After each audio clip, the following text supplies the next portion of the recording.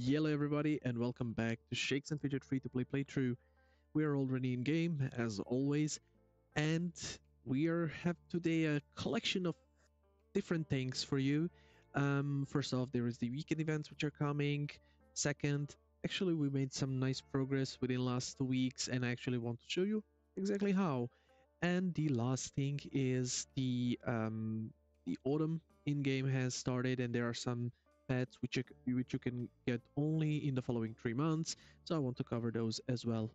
If you like this type of content, don't forget to subscribe and turn on notification to get information when a new video is out. And don't forget to like and leave a comment below if you want to say hello, if you want to suggest something and similar. But on to the game itself. So the first thing which I want to cover are the pets. Actually, it's quite important because these pets you can only get during the autumn. The autumn usually runs. So just FYI, this I actually did not cover when I was covering the pets. So the autumn, the sort of winter, autumn, summer, and spring are not following the general rules, so they do not start on 21st of September. They actually start on the 1st of September, on a 1st of December, 1st of March, and then 1st of June. So you need to have this in mind when hunting for pets. And as of 1st of September, of course, the autumn has started in game, and for each of the habitat you have a single pet which you can get, which is really important. So the first things first, on the shadow pet you can get Mycon, so you can get it during the day in the moldy forest. On the light side you can get Blacksta on the flooded Caldwell on the fall days, so during the day. In the earth it should be the monkey, Apstick on the fall days, like Water Swamp. In the fire it should be, where is it, where are those? Yes, this another monkey or lizard, whatever this is. Pyroplant, Moldy Forest, Fall Nights, and then in the water you can get the Shelzy, Eroganion, Fall Nights. So you have 3 in the day and 2 in the night. You can actually get all of them during literally one play day. Just do during the day couple of quests, hunting the day pets, and then in the evening do the night pets. So it's easy enough to get them. Of course, bear in mind, again, the more pets you have unlocked, the more stats your character gets, so don't forget to unlock the pets. And also your other pets get bonus stats, so it would be easier to push the pets further on. So with all this in mind, let's go to the events. So the events which we have ongoing, we have 4 different events. There's a bit of, let's say, epics being handed out, if we can call it handing out. So we have an epic shopping spree extravaganza for a free-to-play character, as I always say, not that relevant because we do not spend shrooms on refreshing the shops, and especially not on buying the items, because usually they either cost 7 or 15 shrooms. In most of the cases it's 15. Very rarely you can get a gold only epic item. If that one happens by a sort of generic refresh during the weekend, we will of course buy it if it's an upgrade. Even if it's not, we can dump it in the toilet. So we will do that, but usually not that interesting. There is actually the second one, which is more lucrative. It's the epic good luck extravaganza. So you can actually get some epics from the dice game, which for me is the best way for a free-to-play to get, because every hour you can play a dice game. You have 10 plays during the day, so you would need 10 hours, or in a worst case scenario you can use an hourglass to skip the wait time. So from that point of view it's really nice, and actually I have been lucky enough in the past to get at least one epic, let's say, per day on most of my accounts. So it is a really nice way how to get an epics. Don't forget, for both of those, to have an item quality plus on your gear, the rune enchantment. I'm not sure if I have any on my gear. I have here, so I improved the item quality. This works in a way that your toilet aura is 2 levels higher, which sort of guarantees a better epic item. So whenever playing the dice game, equip up to 5 item quality. You can have more, but it's capped up on 5. So I have here 2. I don't know if I have more on any of my items. Let's me just quickly check. I actually don't think so. Yeah, I don't have on my items, but probably I can find on some of my followers. Here I can have 1, that's 3 already. And then I might have somewhere else here 4, and then the neck, and here 5. So I have 5 available on my followers, and I would equip them before doing the dice game in order to get a better item. So this is a tip for you. Don't forget to get up to 5 item plus item quality rune enchantments on your gear when doing the dice game. You can also get there is a higher chance to get an epic item from Dr. Abavuvu, but the problem with Dr. Abavuvu, it has quite a lot of rewards. So if you are gonna spin the wheel, it does not guarantee you to get an item, and then there is a chance on getting an epic item, which does not make sense to even try, I would say. Then there is a Forge Frenzy Festival. It's a just increased amount of um, disassembly with the blacksmith. So this is dismantling the items. Sorry, don't disassembly. Not that. I mean, I do have actually a couple of items which I can disassemble, so I can use the opportunity to clear my inventory a bit, because some of these, like I dismantle a lot of items during the day, so I don't have enough sort of dismantle chances to be able to dismantle all of them. And the last one is the tidy toilet time. In the tidy toilet time, as you know, you get increased amount of mana when you drop an item in the toilet. We have some epic items here actually stacked. Couple of them, 2, 3, 4, 5, 6. So we can actually during these 3 days get the double amount of mana for these epics, which is really nice. When on the toilet, just to quickly check, our aura is level 12. And of course, it does require 700 at the moment mana to reach the maximum and to be able to flush the toilet and increase your aura level. At aura level 18, it is guaranteed that you would get an epic item once you flush. The epic item when you flush will be for your class, which is really nice way how to get. The only problem is that the required mana caps out at 1000, so you would need quite a lot of items to drop in order to get the enough mana to fill the tank and then to be able to flush. So you would drop epic items give 50, so you need to drop 20 items to get one item, which is quite a substantial amount.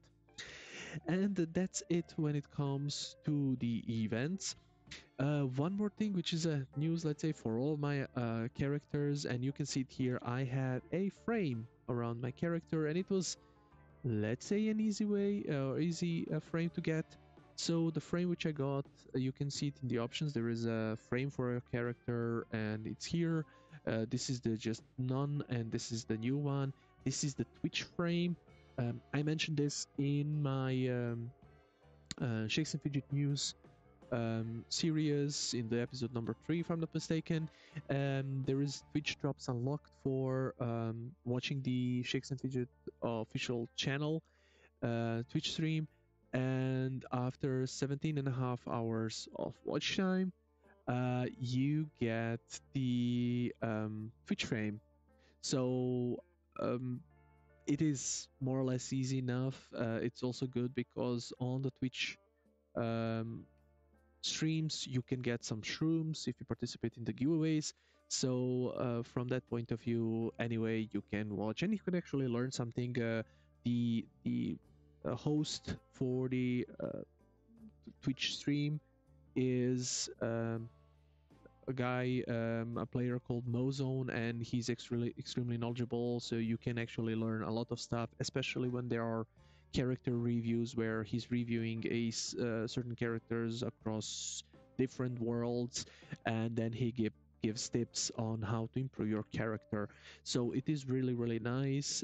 So I suggest you can watch it, and you can actually earn some Twitch drops as well, including this beautiful frame. And that's more or less it. Uh, let's say for this talking part of the episode, I have one more surprise for you. I will leave it running in the background. First off, on the screen at the moment, you can see a SF Tools calculation for the I don't know how long I did it. It says in the screenshot that I made on 22nd of August. So there, it's already been a couple of weeks. So I made a calculation for all of the open dungeons which have more than 5% chance of me winning. And then I was just running them during the day and saving the recording, saving the fights, so I can show it to you. Generally, this is how the dungeon break would work. So the dungeon break, I will first finish covering the dungeons which I did cover or which I did finish. So on the screen you can see the actually two lists, because it's a huge list, so I had to scroll down and take the screenshots. It's a huge list of mobs or opponents which I can fight in the dungeons, ranging from 84% all the way to 5%, 6%. And I did all of them, um, or almost all of them, except maybe the troll trio. The problem is that I actually did not record all of them. However, I did record, like, I think there is a 25 on this list. I recorded 20 of them. So you can now see the fights in the background. And during the fights, I will actually explain what I meant by the dungeon break, which is a valid strategy how to, let's say, progress in Shakes and Fidget um, after, let's say, level 310, approximately 317. Most of the people do it. Um, I think I mentioned it in the past, but just wanted to cover once more, because this is exactly how it would work. So around level 317, and this would be my, even when I finish the reach my goal, which, if you might or might know, is level 300. Once I finish this, I will continue playing, and then at 300, level 317, I would go full, let's say, just idle mode. So I will not be doing dungeons except two. We'll explain which ones again. And I would just be doing the quests during the day and similar, and the level will be just really, really slow. The reason why you stop at that level, you can stop even a bit earlier. Later, it's not advised because it makes sense to save as much dungeons as possible. So starting around level 310, 315 is more than enough. And the reason why you start is because the XP curve, which exists in game, sort of just statistics of how you get the calculation of how you get experience in the game, which it's not that it caps out at level 393 actually, but it is reaching its maximum point, and then it significantly drops after level 393. And the XP from the quests. So I have to emphasize XP from the quests. And the point is that between level 317 and 393, you can extend, actually. You can continue playing even after 393. Like, you can do a couple more levels, like around 400. You can stop the dungeon break, but the idea is to just focus on leveling from the quests, because after that level the questing just gives too low experience. Once you reach that level, you would then finish the dungeon break and just push all of the dungeons which you did not do up that point. And this would be a vast amount of dungeons, and it would be a vast amount of experience. And as you can see, as you saw on the screen, I will pull it back once more. Here it is. The point is that there is 1.6 billion of experience on these dungeons here, which I shown you, this 25. Now imagine even higher levels of these dungeons and being much more of them, because you leveled between 317 and 400 without doing a single dungeon. So it would be a really a lot of experience. And then when you stop the dungeon break around level 400, you would just rush through the, I don't know, 50 levels afterwards. So this is a way how you would really skip leveling altogether afterwards. And this is the best way, the best strategy of utilizing the experience curve and the dungeons and the dungeon break, considering all of this. Bear in mind, of course, that you can do 2 dungeons, and this is the light 22nd dungeon and the shadow 15 dungeon. And this, the only reason why you can do these 2 is because the pets they give, because there are pets which require you to do these 2 dungeons in order to unlock them. So you can continue doing these 2. Actually, the level 22 dungeon, light 22, requires you to do dungeon 19 or something like this. So you need to finish Easteros in order to do the City of Intrigues. So you can finish that previous dungeon and then focus on the City of Intrigues, but generally none of the other dungeons you would touch. So that's more or less it for the dungeon break. And then generally something similar I did here unplanned. I was just focused on the tower that I just somehow put the dungeons out of focus. So all in all, that's it for this episode. I wish you a pleasant day and live long. Keep on gaming.